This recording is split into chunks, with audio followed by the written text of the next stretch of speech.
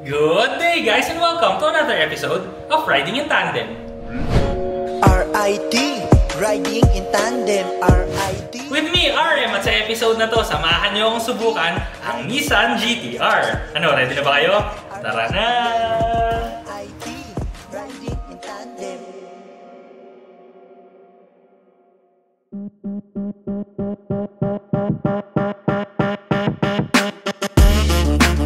Ang makina nito ay 3.8-liter double overhead cam, 24-valve twin turbocharged V6 with continuously variable valve timing control system. May maximum power ito na 570 PS at 6,800 RPM. At may maximum torque naman na 637 Nm at 3,300 to 5,800 RPM. Ang transmission nito ay 6-speed dual clutch with paddle shifter and rev matching.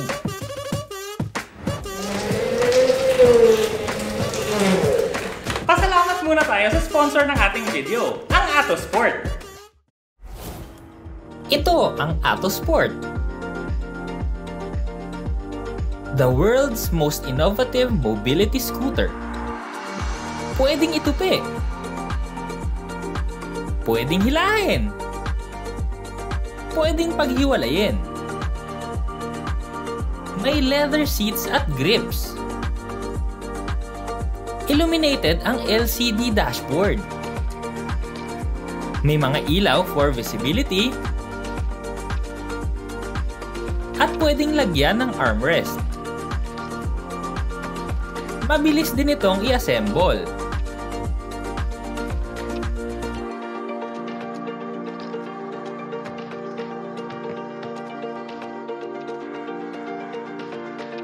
May maximum speed na 10 km/h.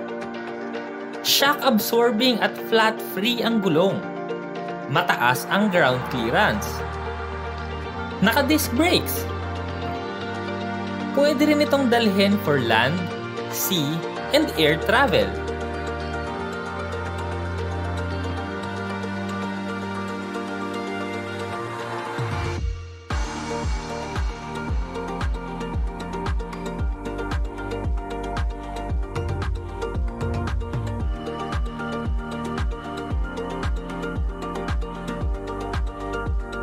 More than 20 kilometers na tuloy-tuloy ang kayang puntahan. Engineered with flair, designed with passion for performance. Be active, be free, be yourself. Attosport, moving life.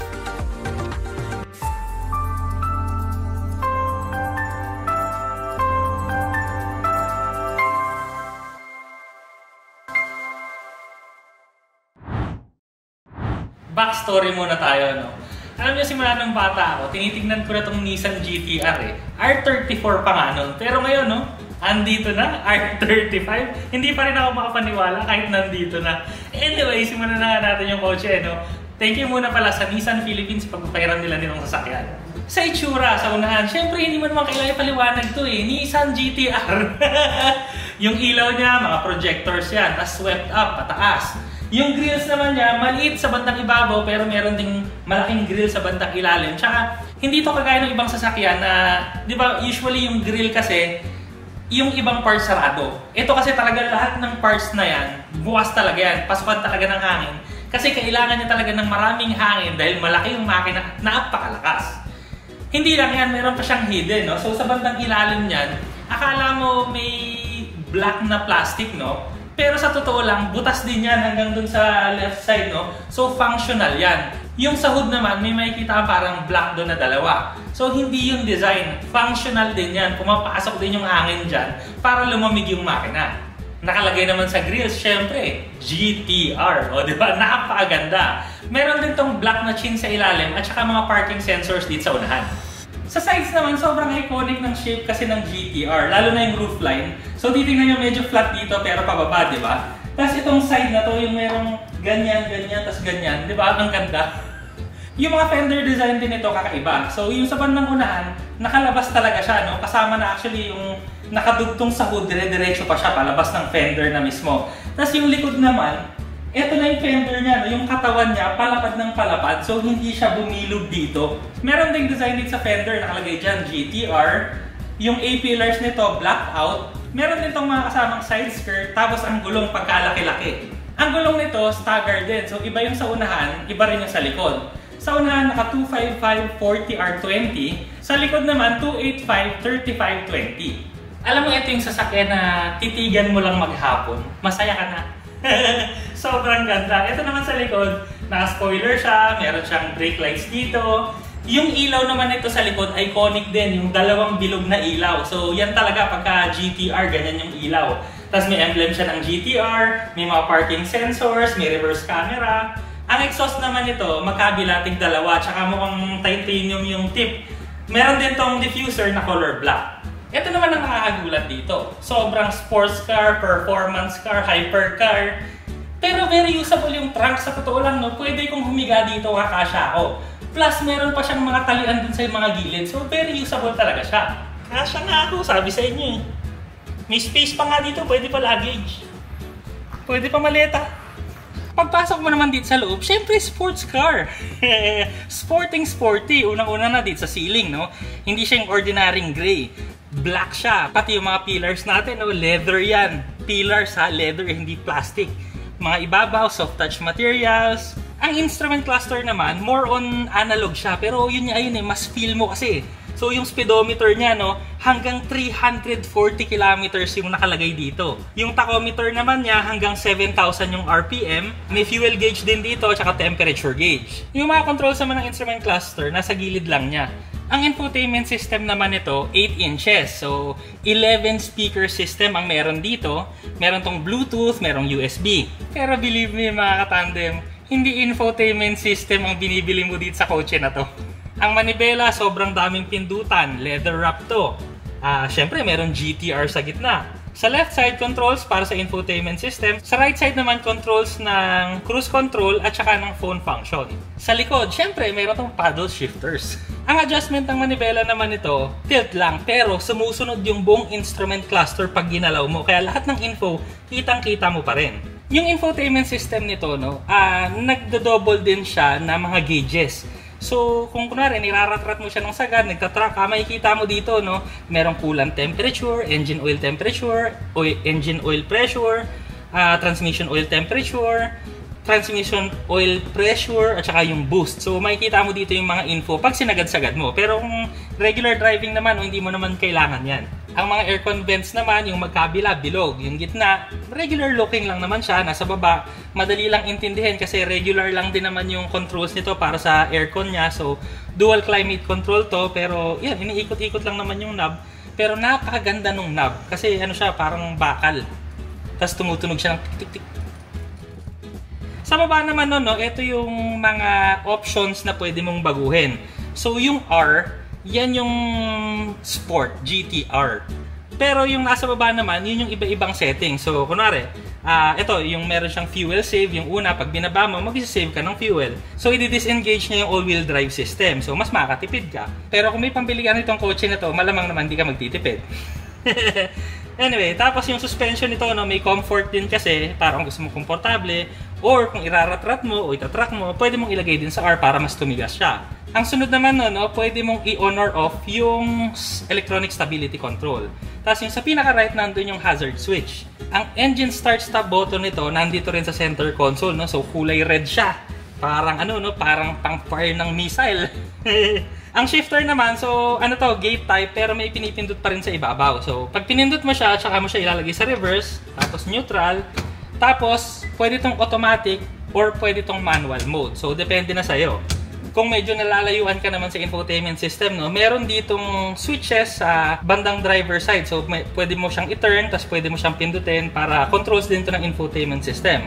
Ang handbrake, syempre, sports car, dapat manual. So, manual siya. Meron din ditong parang accordion na bukasan na pag binukas mo, may dalawang cup holder sa loob.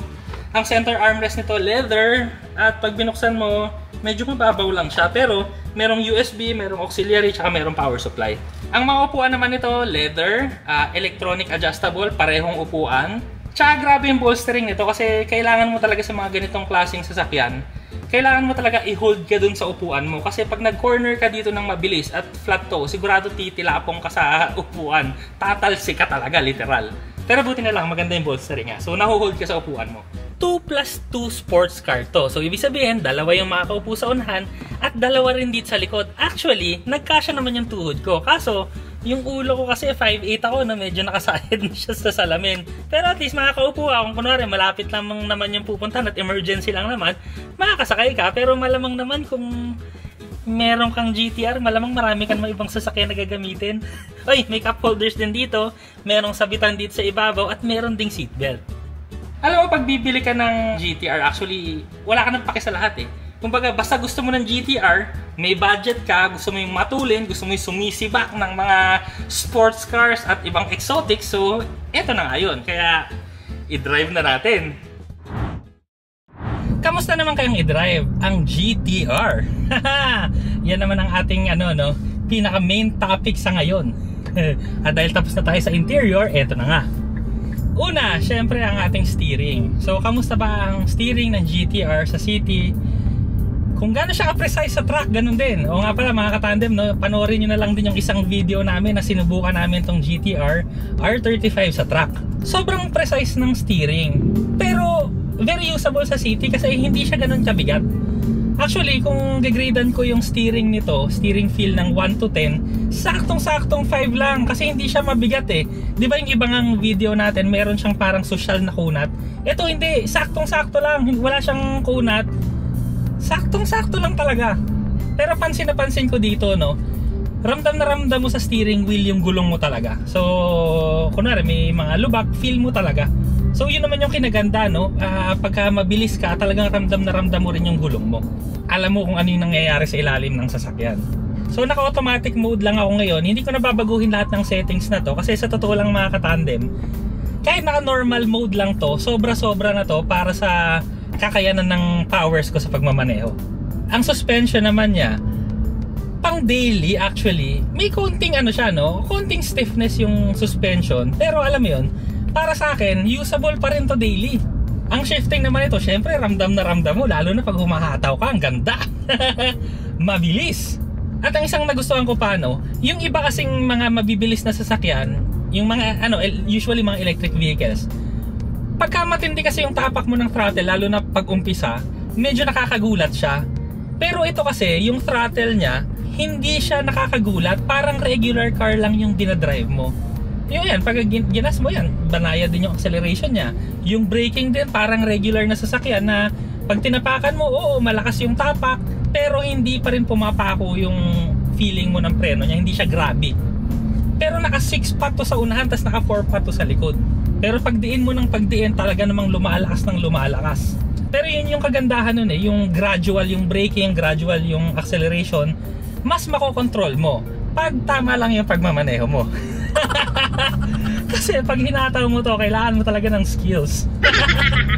Grabe na, yung feeling ko talaga ngayon, sobrang saya. Kaya magpapasalamat ako ulit sa Nissan Philippines sa pagpapahiram nila ng GTR sa akin. Kasi alam mo yun, no? Yun nga, kagaya nung umpisa ng video, sinasabi ko na dati mga magazine lang yan, R34 yung mga nakikita ko. Tapos ngayon, ang drive ko pa R35. Thank you, Nissan Philippines. Yung tunog din niya, tahimik lang.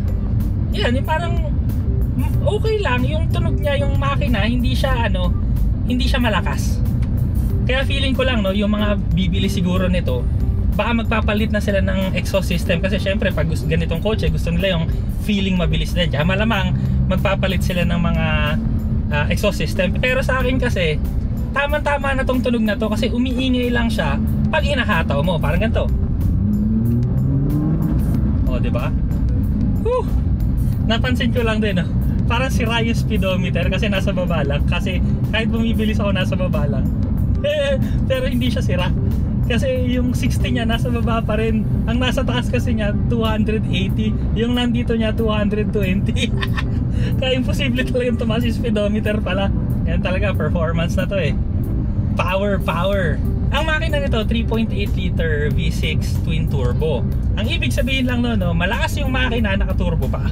Matulin na matulin talaga siya. So, any speed, kahit ganito, from 30, from 0, pag nasa expressway ka, from 60, from 80, kahit anong speed, basta tadyakan mo lang yung accelerator, aandar to, tutulin to. Ganun yung power niya.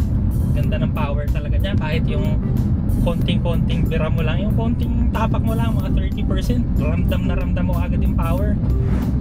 At ito na nga tayo sa provincial roads, no? So easy lang siya dito, mag-weave ka left, right, accelerate ka ng konti, bilis. Ito.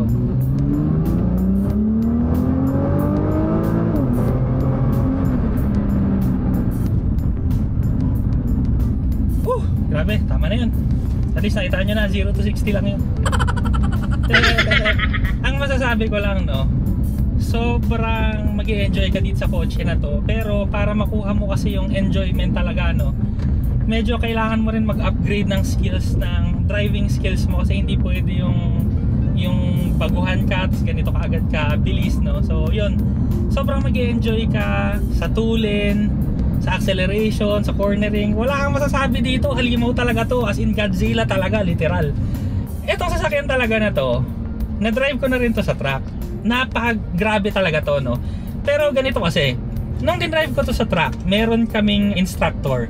So sinasabi niya sa akin, kunwari, okay, full throttle, tapos may mga cones doon, may mga marker, ito na yung braking zone, so slow down. Tapos yung bilis niya, kunwari yung turning speed, sasabihin sa'yo nung instructor, okay, carry this speed. Pero sa totoo lang sa akin, yung carry this speed na sinasabi ng instructor, kinakabahan ako kasi napakatulin. Pero kaya kasi nung sasakyan. So kaya doon ko nasabi na sobra-sobra tong sasakyan sa kakayanan ko.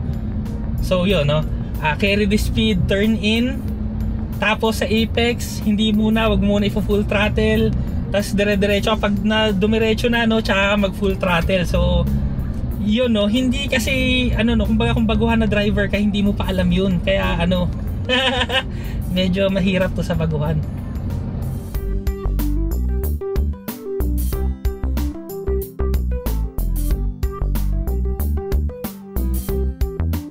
Maraming salamat po sa Nissan Philippines sa pagpapahiram nila sa amin ng sasakyan.